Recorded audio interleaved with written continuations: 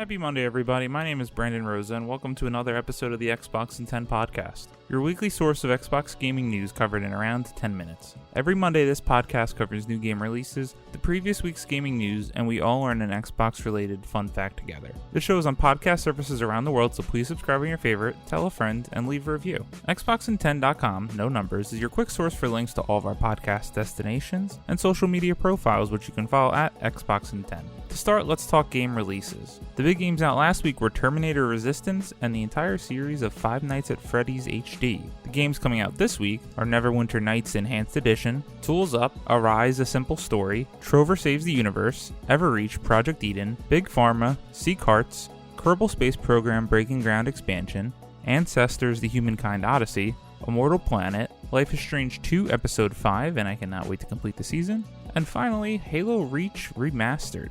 Cannot wait to play that game in 4K after playing it for the second time over the summer on Xbox 360 backwards compatibility. Now on to last week's biggest news stories, and we have 7 to cover this week. Number 1, Xbox Scarlett won't focus on VR because, quote, nobody's asking for it. Chris Priestman at IGN writes, Microsoft says that virtual reality isn't a focus for Xbox Scarlett as there isn't enough demand for it. Vice President of Gaming at Microsoft Phil Spencer has said in a new interview with Stevivor at XO19 that virtual reality isn't a big part of next-gen console Xbox Scarlett. Quote, we're responding to what our customers are asking for and nobody's asking for VR, end quote. Spencer said, quote, the vast majority of our customers know if they want a VR experience, there's places to go get those. We see the volume of those on PC and other places, end quote. It's just not that Xbox players don't expect to have VR games though, Spencer said. Microsoft's decision to push VR aside for now is due to the fact that, quote, nobody's selling millions and millions, end quote, of VR units. But I think we might get there eventually, end quote, Spencer added, quote, but yeah, that's not where our focus is, end quote. This comes days after Valve announced the VR exclusive Half-Life Alyx to much hype, though that's only going to be available on VR headsets that run on PCs. As the Sony stance on VR going into next gen, there's not much to say other than that PlayStation 5 will be backwards compatible with the PS4's VR hardware and games. Whether we'll see a new PSVR headset made for the PS5, well, there's no word on that yet. A stance that I totally understand from Phil Spencer and Xbox as a business, but I am a little disappointed that they won't be at least giving the option to play VR. I personally own an Oculus Rift, and Beat Saber is one of my favorite games of all time. I have so many games on there that I still need to play, yet I just never feel like setting it up on my PC. I feel like if it was on my Xbox, I might play it a little bit more. Number 2, Cyberpunk 2077 won't be on PS5 or Xbox Project Scarlett when they launch. Connor Sheridan at GamesRadar.com writes, Cyberpunk 2077 arriving near the end of the console generation makes it a natural target for speculation about a next-gen counterpart. It's a possibility that a PS5 and Xbox Project Scarlett version of Cyberpunk 2077 will happen, but it's a certainty that it isn't going to arrive along with the consoles in time for the holidays next year. 2 leaders of CD Projekt Red talked about whether CD Projekt Red plans to bring the first-person RPG to next-gen consoles in a recent conference call with investors. Quote, when it comes to next gen, our game is coming to current gen consoles, and that is what we have announced, end quote. Chief Finance Officer Peter Nobulitz began. Quote, of course we do have insights into what's around the corner, what's happening with PlayStation and Xbox, and we're watching it closely. One may safely assume that at some point we're going to do something with the next gen, however we cannot be very specific about what that might be, or when exactly that might be. I will only safely assume that it's not going to be around the launch timeframe of those consoles, and I think that's pretty much it, end quote. I don't read too much into this as Xbox Project Scarlett will be backwards compatible with Xbox One, so whether it's spec'd for Project Scarlett, Cyberpunk 2077 is expected to run on the next-gen console. Granted, that won't be built from the ground up for Project Scarlett, but I could see CD Projekt Red doing something similar to Rockstar with GTA 5. GTA 5 launched on the Xbox 360 and PS3, and when they did a version for PS4 and Xbox One, they enabled first-person perspective, which wasn't on the old-gen consoles. It would be really nice to see, considering how big this game is supposed to be and how beautiful it's supposed to be, running on our shiny new hardware, but it seems like we'll have to wait past the launch. Number 3, Call of Duty Modern Warfare's Season 1 features biggest free content drop in Call of Duty history. Adam Bankhurst at IGN writes, Call of Duty Modern Warfare Season 1 will begin on December 3rd, 2019, and arrives with the biggest free content drop in Call of Duty history. Revealed via Call of Duty's Twitter, this update will include new multiplayer maps, a ground war map, 2v2 gunfight maps, multiplayer modes, special op experiences, and weapons. The full list is as followed.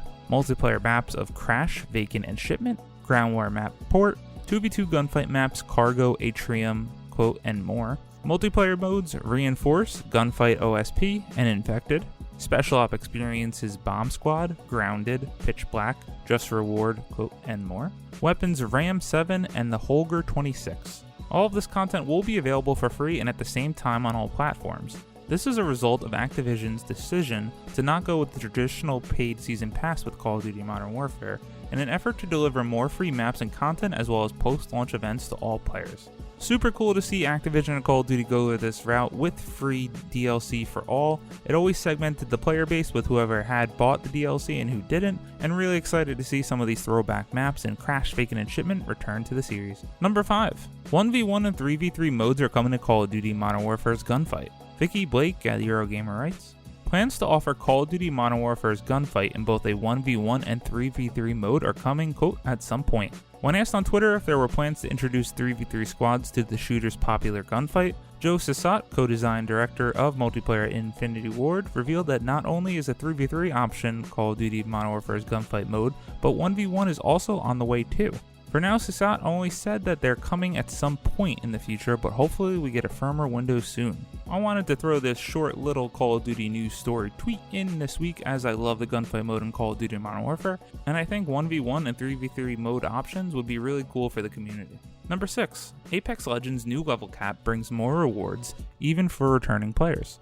Austin Goslin at Polygon writes, since Apex Legends launched earlier this year, the level cap has been set at 100, but the game's most devoted players reached that milestone long ago and ran out of new levels to reach for. Respawn Entertainment will soon increase the level cap in Apex Legends to 500. This new increase also comes with a few changes to the way players unlock rewards while they level. Now the first few levels will always grant an Apex pack, from level 2 all the way up to level 20. After that, players will get a pack every 2 levels up to level 300, then 1 pack every 5 levels. This means that there's now a total of 199 Apex packs to earn by leveling up in Apex Legends. Each of these levels will still earn you 600 Legend tokens, just like it did before. These new changes also mean that you'll now earn 59 Apex packs on your journey through the first 100 levels, instead of the 45 you earned before. For players that have already reached the previous level cap, Respawn will be retroactively rewarding you with all the Apex packs you would have earned under the new system. That means anyone at level 100 will get 14 extra Apex packs when they log in after this new system goes live. Along with all these extra packs, players will also have the chance to earn new weapon charms and level badges as their level increases. Respawn will also reduce the total amount of XP this new system will require to level up early on. Now the highest XP amount, 18,000, won't start until level 58, while it used to start at level 26. The total XP required to reach level 100 will be reduced by about 5%, which means returning players will likely earn a few levels for free as soon as the update hits. These changes should help ensure that new players get more rewards and get them faster without punishing players who have already committed plenty of time to the game. For the players who have already reached the dozens of hours required to reach level 100 in Apex Legends and are still going back for more, you now have a whole lot more levels to earn. All these new changes to Apex Legends level system will go live in the game's upcoming patch, which is scheduled for December 3rd. Really cool to see Respawn learning with Apex Legends as they go and correcting anything that they believe could be improved for the player base and the community. And number 7, a rumor. Pro skateboarder Lizzie Armanto says there's a new Tony Hawk game in the works. Matt Wales at Eurogamer writes, it's been 4 years since the world was last graced with a Tony Hawk's Pro Skater game, and as we've all tried hard to forget it, it was rubbish. Even so, despite late life missteps, love for the series lingers on, and recent whispers from those seemingly in the know suggest that fans may finally be set to get the Pro Skater revival they've been hoping for.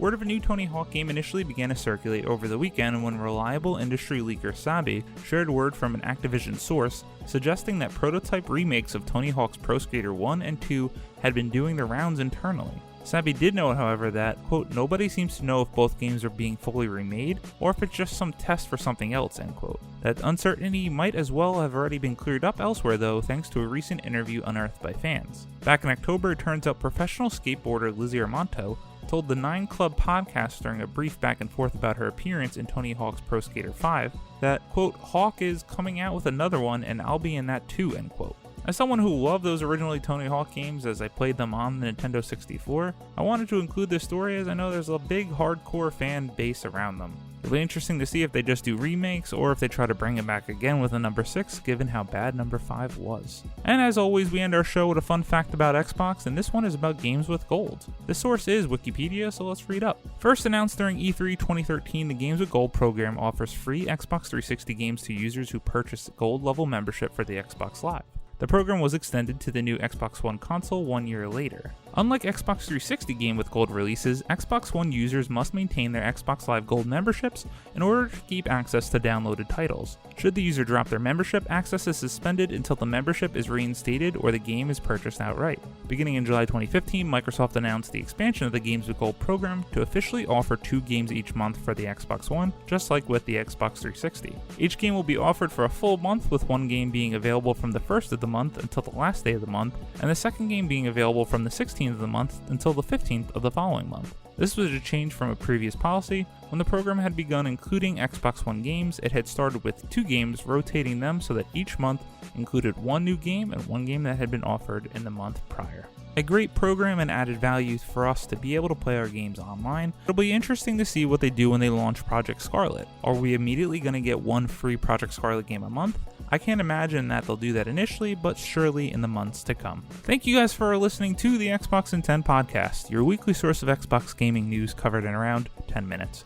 If you like the show, please subscribe to your favorite podcast service, share with your friends, and follow on all social media at Xbox in 10. This past week, I actually hosted my first Thanksgiving, so I had no time as I was preparing the house and cooking all week, but I can't wait for this week to finally carve some time out and force myself to play some Jedi Fallen Order, Life is Strange Season 2, Episode 5, and maybe start Halo Reach in 4K. My name is Brandon Rosa. You can follow me on Xbox at Brosa93. I hope you all have a great week and keep on gaming.